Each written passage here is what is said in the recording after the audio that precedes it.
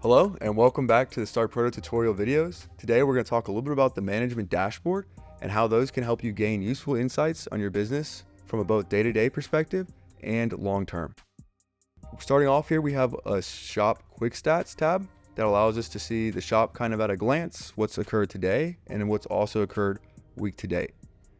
Going a little further, we can drill down into quotes and see all of the quotes that I've made, including our win rate and outstanding quotes that have not been accepted yet or quotes that have expired. We can also view in our sales order tab the open order amount, the sales order completion rate, and then lastly, the on-time delivery.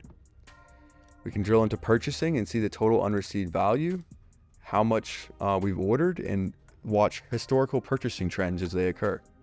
Moving to the work history tab, we can see all the sessions that have been recorded by operators and figure out what kind of time is being allocated to different jobs and sales orders.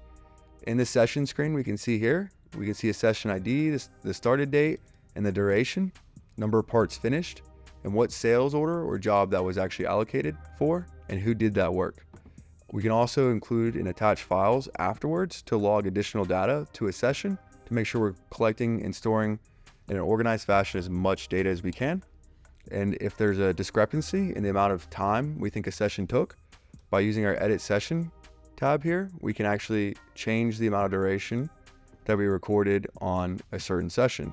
That can improve things like costing insights to figuring out how long a job took and can provide more accurate data when it comes to costing and doing the job again.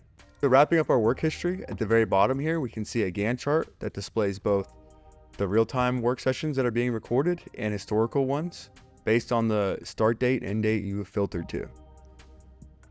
If we want to drill into what reject reports we have recorded in the system, we can move into the reject reports, change the start date and end date to get a more comprehensive list, and drill into a reject report by clicking on the left here and seeing exactly what session it occurred on and what operator and notes were taken when the reject actually occurred. And we can even record things like cause codes, letting us know more about how we can improve and record what's going on in the shop. The next tab here is Operation Analytics, providing us deeper insights into different operations within the StartProto.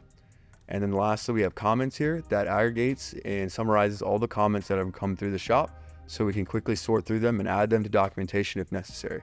Thank you guys very much for tuning in today for our management dashboard overview.